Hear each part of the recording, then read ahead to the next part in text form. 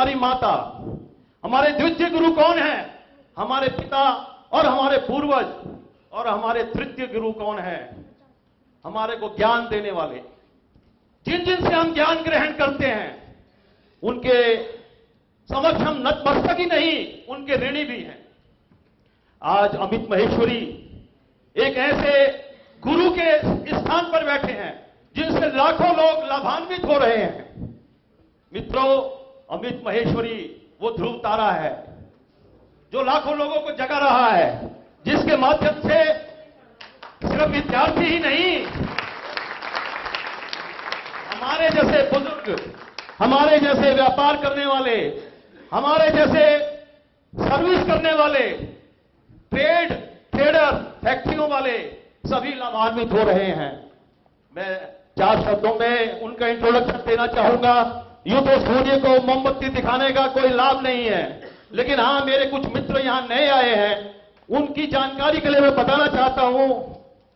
आज हम ऐसे तेजस्वी, ओजस्वी, मधुभाषी, सकारात्मक दृष्टिकोण वाले, आपके सपनों में रंग भरने वाले, आपके जीवन के हर सपने को साकार करने वाले, अपने शब्दों से आपके दिमाग में लक्ष्य प्राप्ति के लिए ज्वाला पैदा करने वाले world class business trainer doctor Amit Maheshwari ji को कुछ समय बाद आप सुनने जा रहे हैं। ऐसे तेजस्वी व्यक्ति, हम भाग्यशाली हैं कि ऐसे तेजस्वी और ओजस्वी व्यक्ति हमारे बीच उपस्थित हैं और हमारी सहायता करने के लिए तत्पर हैं, जो अनेक विषयों पर इतनी गहनता से अध्ययन करते हैं। मित्रों, मैं आपको यह बताना चाहूंगा, रात 12 बजे के बाद सोते हैं ये, हमारे लिए बहुत पढ़ाई करते हैं, ज्ञान अर्जन करते हैं और फिर हमें देते हैं। समाज को लाभान्वित करने के लिए व्यापार में उसमें विस्तार से जुड़ी अनेकों विधाओं पर ट्रेनिंग का आयोजन समय समय पर करते रहते हैं। डॉक्टर अमित महेश्वरी एक सफल बिजनेसमैन और मैनेजिंग डायरेक्टर हैं ज्ञान institute of laptop and mobile repairing technology के, जिसके पूरे भारत व नेपाल में मिलाकर 58 इंस्टीट्यूट हैं। वे 183 सर्विस सेंटर कार्यरत हैं। पूरे भारत से हजारों की संख्या में विद्यार्थी कोर्स करके अपने शहरों में मोबाइल रिपेयरिंग की शॉप सफलतापूर्वक चला रहे हैं। डॉक्टर अमित महेश्वरी प्रधान संपादक व लेखक हैं ज्ञान पब्लिकेशन के, जिसके द्वारा लिखित पुस्तकें अनेकों विद्यार्थी पढ़कर ज्ञान अर्जन कर रहे हैं। डॉक्टर अमित महेश्वरी के कार्यक्रम का प्रसारण नेपाल में हिमालय चरण व भारत के अनेकों बिजनेस चैनल जैसे Zee Business, Times Now, NDTV Profit, ABP, Aaj Tak, news 24, NDTV good times इत्यादि चैनलों पर लगातार प्रसारित हो रहा है और आप इसको यूट्यूब चैनल पर भी देख सकते हैं। Doctor Amit Maheshwari chief executive officer और फाउंडर डायरेक्टर हैं मेटास ओवरसीज लिमिटेड के, जो company stainless steel modular kitchen German concept पर मेक इन इंडिया के माध्यम से भारत में बनाते हैं, जिनके भारत में 24 से अधिक फ्रेंचाइजी शोरूम व 45 से अधिक C&F डीलर व डिस्ट्रीब्यूटर हैं। प्रत्येक शोरूम अपने शहर का सबसे बड़ा शोरूम कहलाता है। डॉक्टर अमित महेश्वरी जी को वेस्ट सम्मान दिल्ली प्रदेश महेश्वरी युवा संगठन की ओर से दिया गया है। ये सबसे कम उम्र के अध्यक्ष बनने का गौरव रखते हैं। Doctor Amit Maheshwari founder trustee हैं मेटास क्लब में ज्ञान द कोच ऑफ सक्सेस के। वे 12 से अधिक सामाजिक संस्थाओं में उच्च पदों पर आसीन हैं। डॉक्टर अमित महेश्वरी 500 से अधिक ट्रेनिंग सेंटर चलाते हैं। इनके प्रोग्राम पूरे भारत व विदेश में दिए जा चुके हैं। Nepal, Uzbekistan, Kabul, German, Holland, Paris, France इत्यादि जगहों पर इनकी ट्रेनिंग सेशंस कामयाबपूर्वक, सफलतापूर्वक आयोजित हो चुके हैं। डॉक्टर अमित महेश्वरी एक छोटी सी प्रोप्राइटरशिप फर्म से ओवरसीज लिमिटेड के फाउंडर डायरेक्टर का सफर तय कर चुके हैं और भारत के स्टॉक एक्सचेंज में इनकी कंपनी अति शीघ्र लिस्टिंग होने वाली है। इसलिए जितनी भी ट्रेनिंग व इनके अनुभव का लाभ हम लेंगे, हम उतना ही अपने व्यापार व प्रोफेशन को बढ़ाने में अग्रसर होंगे। मैं डॉक्टर अमित महेश्वरी जी को स्टेज पर बुलाना चाहूंगा और आप सभी से निवेदन करता हूं, एक बार खड़े होकर जोरदार तालियों के साथ डॉक्टर महेश्वरी का स्वागत सत्कार करें। डॉक्टर महेश्वरी। ये ध्रुव तारा है भारत के चमकते हुए आकाश पर। Doctor Amit Maheshwari, the great person of India.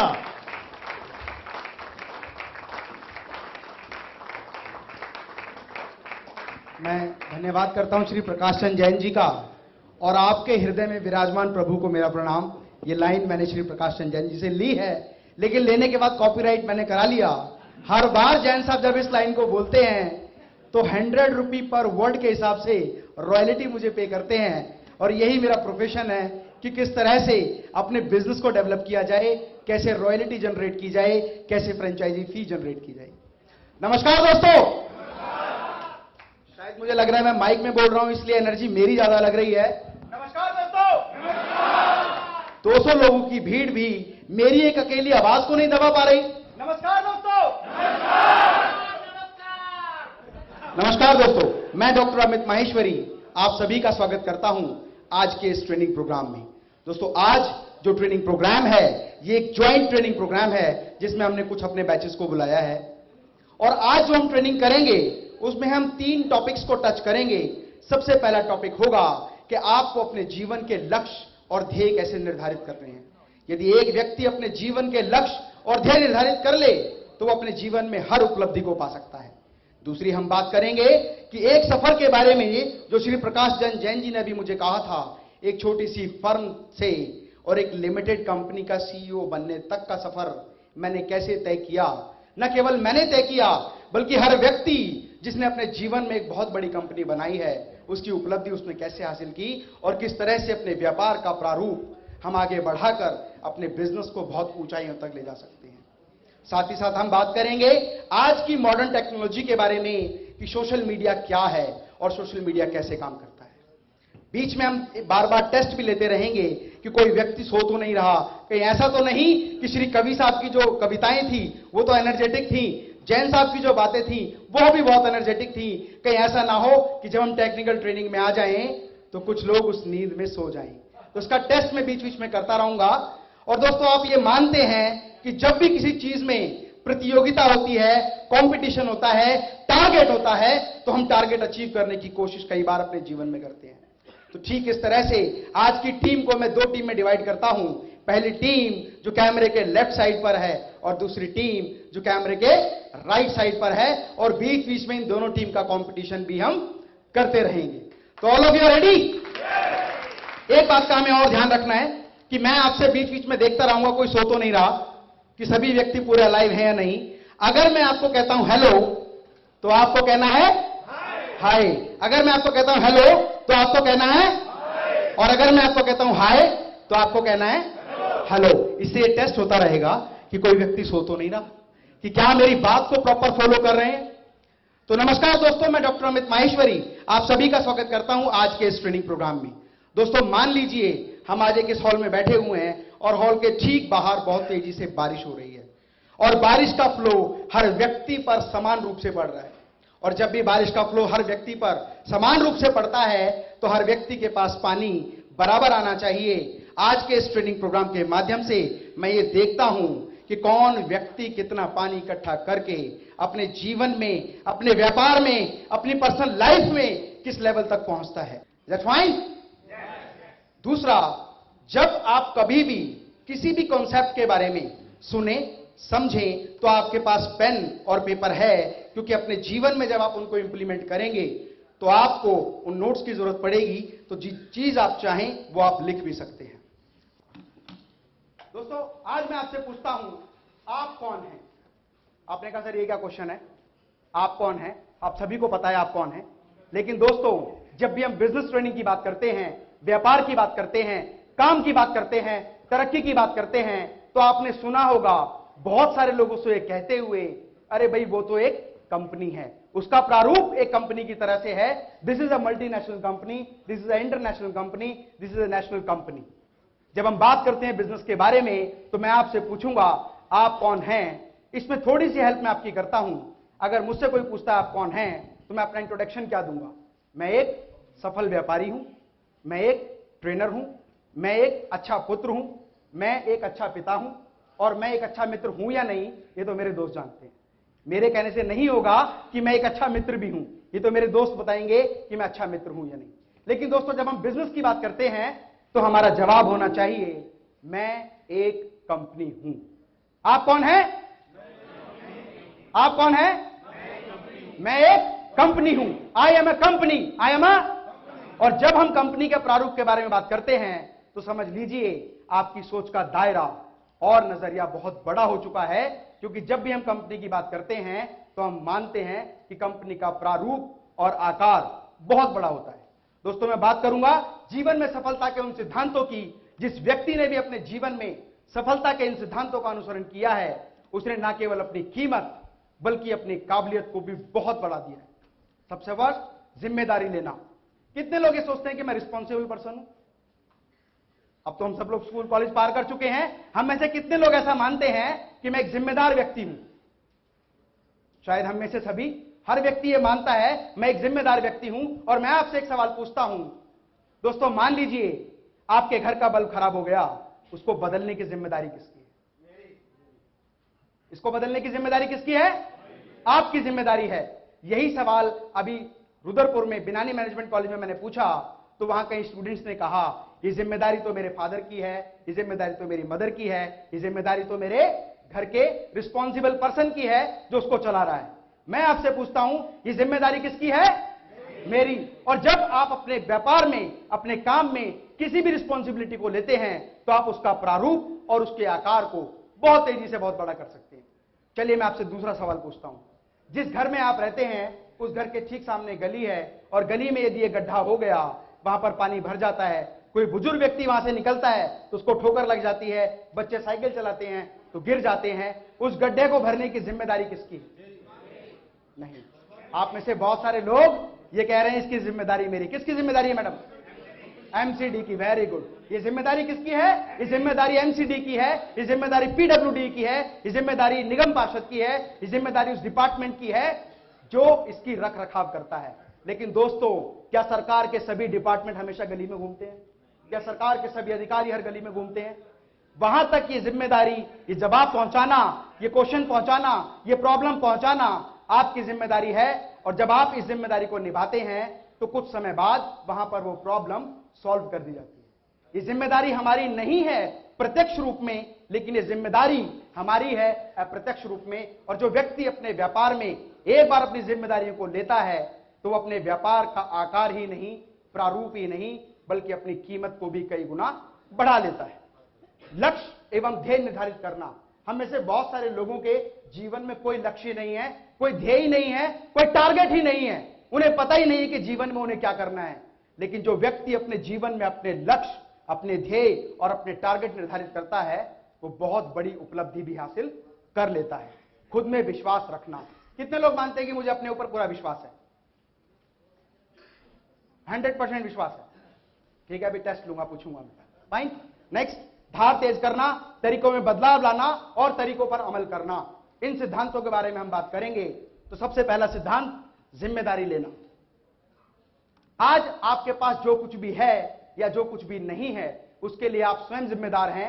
यह हो सकता है कि आपको मेरी बात 100% समझ में ना आए, लेकिन जब आप ध्यान से देखेंगे कि आपके जीवन में आप जो करना चाहते हैं वो केवल आपके ऊपर निर्भर करता है। आप किसी दूसरे व्यक्ति में परिवर्तन नहीं कर सकते, केवल अपने आप में परिवर्तन करके अपनी परिस्थितियों में परिवर्तन कर सकते। जिम्मेदारी लेना।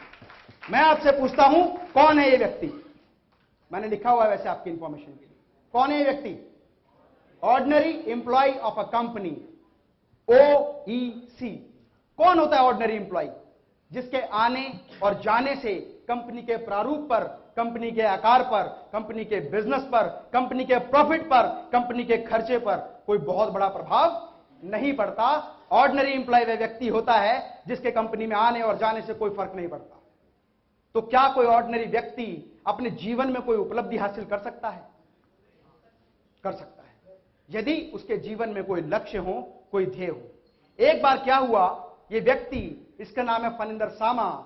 एक बार ऑर्डिनरी एम्प्लॉइज को कभी भी छुट्टी मिलती है ना तो अचानक मिलती है कि बेटा कल की तेरी छुट्टी है, ऐसे ही होता है। लेकिन रिस्पॉन्सिबल पर्सन है तो उसको 1 महीने पहले बताना पड़ता है कि सर नेक्स्ट महीने में इस तारीख को नहीं आऊंगा, मेरी रिस्पॉन्सिबिलिटी किसी दूसरे व्यक्ति को दी जाए। जिम्मेदारी लेना, किस तरह से इस व्यक्ति ने जिम्मेदारी ली। इस लड़के का नाम है फनिंदर सामा। फनिंदर सामा, एक बार क्या हुआ, इसको अपने जीवन में एक ऐसा एक्सपीरियंस हुआ जिसकी वजह से उसने ऐसे जिम्मेदारी ली कि जिसने अपना आकार और प्रारूप बहुत बड़ा बना लिया। एक बार दिवाली की छुट्टी हुई, इसके ऑफिस में अचानक कहा गया कि दिवाली की 5 दिन की छुट्टी है, आप 5 दिन के लिए अपने घर जा सकते हैं।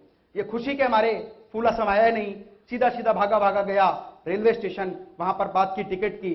तो रेलवे स्टेशन पे जब टिकट लेने पहुंचा तो पूरा का पूरा रिजर्वेशन फुल हो चुका था। वेटिंग में भी कोई टिकट नहीं थी, तत्काल में भी कोई टिकट नहीं थी। सोच रहा था लटक के चला जाऊं, लेकिन भीड़ इतनी ज्यादा थी कि जा नहीं पाया। ये सीधा वहां से निकलकर पहुंचा बस स्टॉप पर, और वहां पर घर जाने के लिए बस के बारे में सोचने लगा, बस के बारे में पूछने लगा। लेकिन जितनी भी बसेस थी, क्योंकि दोस्तों जब कभी अचानक छुट्टी का समय मिलता है तो सारे लोग अपने अपने घर, अपने परिवार से मिलने चले जाते हैं। ऐसा हम लोगों के साथ भी होता है। यदि एक बार हमें 3 दिन की छुट्टी मिल जाए तो सीधा गाड़ी उठाकर हम लोग मनाली, वैष्णो देवी, शिमला, बहुत जगह बैठ घूमने जाने का प्लान बना लेते हैं। तो इस व्यक्ति के साथ भी ऐसा ही हुआ। इसको बस भी नहीं मिली और वो 5 दिन इसको छुट्टी के माहौल में, दिवाली के माहौल में अपने कमरे पर बिताने पड़े। और इसने एक विश्वास अपने अंदर जगाया, एक जिम्मेदारी ली कि मेरे जैसे जितने भी साधारण इंप्लॉय हैं, मेरे जैसे जितने भी ordinary employee of a company है, मैं उन सब की जिम्मेदारी लेता हूं और मैं एक ऐसा पोर्टल बनाऊंगा, एक ऐसी वेबसाइट बनाऊंगा जहां पर हर व्यक्ति अपने जीवन में कभी भी कहीं जाना चाहे तो ऑनलाइन टिकट बुक कर सके। लेकिन दोस्तों, जब ऑनलाइन टिकट की बात होती है तो हर एक व्यक्ति जानता है कि फ्लाइट की टिकट ऑनलाइन बुक हो सकती है, ट्रेन की टिकट ऑनलाइन बुक हो सकती है। इस व्यक्ति ने उस आइडिया को समझा, उस पर काम किया और उसने बस को ऑनलाइन सर्विस देने के लिए काम करना शुरू किया। लेकिन जब भी कोई व्यक्ति अपने जीवन में आगे बढ़ने के लिए कोई नया टारगेट बनाता है, नया कोई सेट बनाता है, नया कोई विजन बनाता है, तो लोग कहते हैं ऐसा नहीं हो सकता। लेकिन एक दिन वही व्यक्ति कहते हैं कि हमें तो पता था ऐसा कर देगा। तो उसके साथ भी यही हुआ। इसने बस की जो साइट बनाई उसका नाम रखा redbus.in, और redbus.in बनाने के बाद ये एक एक करके ट्रांसपोर्टर्स के पास गया। जब पहले ट्रांसपोर्टर के पास गया, उसने कहा नहीं, हमारी टिकट ऑनलाइन नहीं बिकती बेटा, ये बस है, ये कोई हवाई जहाज नहीं है, ये कोई ट्रेन नहीं है कि कोई रिजर्वेशन कराएगा। यहां तो लोग आते हैं, बैठते हैं और उतर जाते हैं। उसने कहा सर मुझे एक मौका तो दो। एक ट्रांसपोर्टर से मिला, 2 ट्रांसपोर्टर से मिला, लगातार पूरे अपने जोन के ट्रांसपोर्टर से मिलता गया। सबसे लास्ट में उसने हिम्मत नहीं हारी और जब सबसे अंतिम ट्रांसपोर्टर से मिला तो उस अंतिम ट्रांसपोर्टर ने कहा कि बेटा मेरे पास टिकट तो है, लेकिन बस की पीछे की जो सीट उछलती है सबसे ज्यादा, उसकी 5 टिकट मैं तुझे दे सकता हूं। अगर तू ये 5 टिकट ऑनलाइन सेल कर देगा 1 हफ्ते में, तो आने वाले समय में मैं तेरे को अपनी 5 बस की 5-5 टिकट दे दूंगा। उस लड़के ने कहा sir done, I have taken this responsibility. और उसने काम करना शुरू किया, अपने पोर्टल पे उन बस को लिस्ट करना शुरू किया, उस डिस्टेंस को लिस्ट करना शुरू किया, उस समय को लिस्ट करना शुरू किया और लोगों को जा जाके बताया कि यदि आपको यहां से यहां जाना है तो मेरे पास बस की टिकट ऑनलाइन है, आप घर बैठ के बुक कर सकते हैं। पूरा प्रयास करने के बाद 1 हफ्ते बाद इस व्यक्ति ने 5 टिकट ऑनलाइन सेल कर दी। लेकिन आश्चर्य की बात यह नहीं है, आश्चर्य की बात यह है कि जब एक व्यक्ति उस बस की टिकट A4 साइज की टिकट को लेकर बस में पहुंचा तो कंडक्टर ने कहा बेटा ये क्या लेटर आप मुझे दे रहे हैं, हमारी टिकट तो इतनी सी होती है। और ट्रांसपोर्टर ने बताया कि ये वो टिकट है, उस पैसेंजर ने बताया ये वो टिकट है जो आपने ऑनलाइन बेची थी, ये ऑनलाइन मैंने फनिंदर सामा से खरीदी है। उन्होंने कंफर्म किया कि फनिंदर सामा जी आपने क्या ऐसी कोई टिकट दी है? उसने कहा हां सर दी है, अभी ऑनलाइन फंड ट्रांसफर आपके अकाउंट में कर रहा हूं, पैसे आपको आ जाएंगे, इसको बैठने। ये व्यक्ति जिसने एक ऐसी जिम्मेदारी ली जिसके बारे में कोई नहीं सोचता, जिसके बारे में कभी कोई ध्यान नहीं देता, इस व्यक्ति ने हैदराबाद में redbus.in का निर्माण किया। और दोस्तों जब आंकड़े आप देखेंगे तो आपको जान के आश्चर्य होगा, सन 2005 में जो व्यक्ति एक छोटी सी कंपनी में ordinary employee of a company के रूप में काम करता था, सन 2006 में, ईयर में के साथ बता रहा हूं, सन 2006 में उसने redbus.in का निर्माण किया। 15 राज्यों की 700 से अधिक ट्रांसपोर्टर, 15 राज्यों के 700 से अधिक ट्रांसपोर्टर उसकी कंपनी में लिस्ट हुए। आज पूरे भारत में 10,000 से ज्यादा बस पूरे इंडिया की इसमें लिस्टेड हैं और 5,000 से ज्यादा ticket online per day sale की जाती हैं। सन 2010 में ivigo.com ने इस पोर्टल को जिस व्यक्ति की सैलरी 12,000 रुपए महीना हुआ करती थी, 800 करोड़ रुपए में इस पोर्टल को खरीद लिया। और आज प्रेजेंट वैल्यू की बात करूं तो 1200 करोड़ रुपए से अधिक की वैल्यू redbus.in की है, जो अपने जीवन में किसी समय पर ordinary employee of a company हुआ करता था, उसने इन तीनों वर्ड को फ्लिप किया, he become CEO, OCE to CEO, that is Phanindra Sama. जिम्मेदारी लेना। अब दोस्तों आपको लगेगा कि ये तो रेड बस बन गई, अब मैं क्या बनाऊं? ट्रेन की टिकट बन गई ऑनलाइन, मैं क्या बनाऊं? फ्लाइट की पहले ही बनी हुई थी, जब तो मैं पैदा भी नहीं हुआ था, ट्रेन की भी बन गई, अब मैं क्या बनाऊं?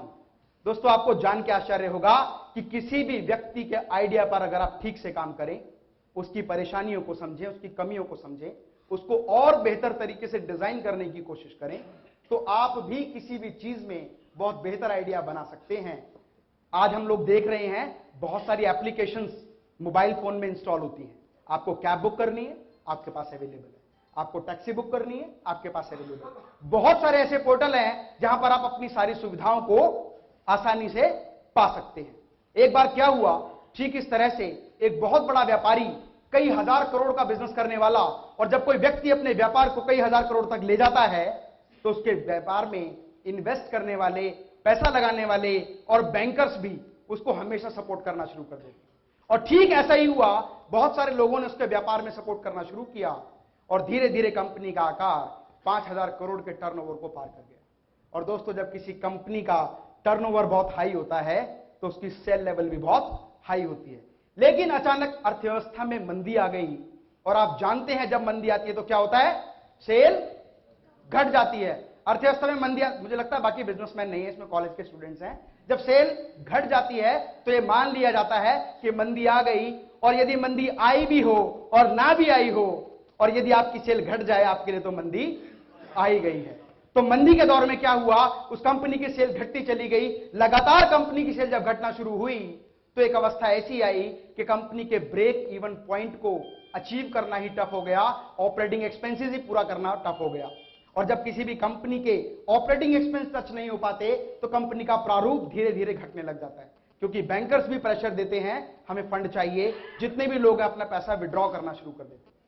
ठीक उस व्यक्ति के साथ भी ऐसा हुआ, और एक समय ऐसा आया कि उसकी कंपनी बिल्कुल दिवालिया होने की स्थिति में आ गई। और दोस्तों जब किसी व्यक्ति की कंपनी दिवालिया होने की स्थिति में आती है, तो उसके लेवल के और उसके स्टेटस के हर प्रतिष्ठित व्यक्ति सम्मान के तौर पर और ईगो के लिए उसकी चीजों को खरीदने के लिए वहां पहुंच जाते हैं। ठीक ऐसा ही हुआ, एक प्रांगण में बहुत सारे लोग बैठे हुए थे, और नीलामकर्ता वहां पर बैठा हुआ था। उस व्यक्ति की एक एक संपत्ति, एक एक पूंजी एक एक करके बिकने लगी। नीलामकर्ता ने देखा मर्सिडीज बेंज बहुत बढ़िया बेहतरीन गाड़ी है। उसने कहा कि कौन व्यक्ति इसको खरीदा? एक व्यक्ति ने कहा 10 लाख, किसी व्यक्ति ने कहा 12 लाख, किसी ने कहा 15 लाख। नीलामकर्ता ने कहा 15 लाख 1, 15 लाख 2 और 15 लाख 3, और 3 बोलते उसकी गाड़ी बिक गई। एक एक करके उस व्यक्ति की सारी संपत्ति लगातार बिकती गई। और जब सारी संपत्ति बिक गई, गाड़ी, बंगला, मशीनरीज, तो उस कोने में रखा हुआ कबाड़ जो देखा कि अब इसका नंबर भी लगाते हैं। और आप जानते हैं नीलाम करता यदि किसी वस्तु को नीलाम करता है, तो नीलामी का एक नियम होता है, बोली हमेशा ऊपर की ओर बढ़ती है। नीलामकर्ता ने कहा, उस पुराने सामान को देखा, वहां पर एक सितार रखा हुआ था, उस सितार को देखा और एक व्यंग कसा। व्यंग क्या कसा कि क्या कोई व्यक्ति सितार को 500 रुपया, 50 रुपया, 20 रुपया में खरीदेगा? व्यंग क्या कसा कि क्या कोई व्यक्ति सितार को 500 रुपया, 50 रुपया या 20 रुपए में खरीदेगा? यही एक व्यंग होता है किसी व्यक्ति को जब वो बोली लगाता है। और ये बोलकर वो धीरे से मुस्कुराया, और उस पूरे प्रांगण की भीड़ में बैठे हुए सबसे अंतिम लाइन में एक व्यक्ति ने हाथ खड़ा किया और कहा, सर मुझे 5 मिनट का समय दो, और 5 मिनट के बाद आप इस बोली को दोबारा लगाना। वो व्यक्ति भीड़ से चलकर आगे आया, उसने अपनी पॉकेट से रुमाल निकाला, सितार को साफ किया, तारों को ट्विन किया, तारों को सेट किया, हल्का हल्का चेक किया। उसके बाद उस व्यक्ति ने उस सितार को बजाना शुरू किया। 5 मिनट लगातार सितार बजाने के बाद भीड़ में बैठा हर व्यक्ति उसकी आवाज में अंतर्मुग्ध हो गया। यह भूल गया कि वो किसी नीलामी में आया है, और जैसे उस व्यक्ति ने सितार रखा, पूरा हॉल तालियों से गूंज गया। एक नीलामकर्ता जिसने उस व्यक्ति के संपत्ति की कीमत कम लगाई थी, उसका चेहरा देखने लायक हुआ। नीलामकर्ता ने कहा, मैं दोबारा से इसकी बोली लगाना चाहता हूं, क्या कोई व्यक्ति सितार को 500 रुपए में खरीदेगा? एक व्यक्ति ने कहा 500 रुपया, एक व्यक्ति ने कहा 1000 रुपया, किसी ने कहा 10,000 रुपए, किसी ने कहा 50,000 रुपए, हाईएस्ट बोली 50,000 रुपए। नीलामकर्ता ने कहा 50,001, 50,002 और 50,003। जो सितार कोई व्यक्ति 20 रुपए में खरीदने के लिए तैयार नहीं था, उस सितार को 50,000 रुपए में उस भीड़ में एक व्यक्ति को बेच दिया गया। दोस्तों, समझने वाली बात यह है कि यदि आप किसी भी चीज की गुणवत्ता में, क्वालिटी में जरा सा परिवर्तन कर दें, उसकी क्वालिटी को हाई कर दें, उसकी विशेषता को हाई कर दें, तो आप उसको कई गुना कीमत पर बेच सकते हैं। और यदि आप अपने बिजनेस में टॉप अपॉर्चुनिटी करना चाहते हैं, अपने व्यापार का आकार बढ़ाना चाहते हैं, अपने व्यापार का प्रारूप बढ़ाना चाहते हैं, तो आपको उसकी क्वालिटी में गुणवत्ता लानी होगी। ठीक उस समय वो व्यक्ति जो भीड़ से उठकर आया था, उसने कहा मैं इस कंपनी का मालिक हूं। जिस समय पर एक व्यक्ति की सारी संपत्ति नीलाम होने की अवस्था पर आ गई, उस समय पर उस व्यक्ति के मानसिक संतुलन के बारे में सोचो कि उसने मधुर सितार बजाया। और हम तो जरा भी सैड हो जाते हैं तो गाना, सैड सॉन्ग लगाना शुरू कर देते हैं। उस व्यक्ति ने उस समय भीड़ में दोबारा आ गया कि कहा कि आज मैं एक नई चीज सीखा हूं और ये एक्सपीरियंस मेरी संपत्ति के नीलाम होने से मुझे आया है। आज मैं एक वादा करता हूं, मैं एक जिम्मेदारी लेता हूं कि मैं एक ऐसा बिजनेस खड़ा करूंगा जहां पर किसी भी व्यक्ति की पुरानी चीज को उसकी काबिलियत बताकर, उसकी गुणवत्ता बताकर, और जब वो चीज नई थी तो उसके लिए बहुत महत्वपूर्ण थी, और एक समय पर वो उस व्यक्ति के लिए वो चीज बहुमूल्य नहीं रही, लेकिन किसी दूसरे व्यक्ति के लिए वो चीज बहुत बहुमूल्य हो सकती है, उसकी नीलामी मैं एक पोर्टल के माध्यम से करूंगा। और उस व्यक्ति ने एक कंपनी बनाई जिसका नाम है Quikr.com। This is the idea generated by a person when his total asset is being sold out. Not only sold out, वहां पर बोली लग के वो चीजें बिकी। और दोस्तों, फिर वही बात,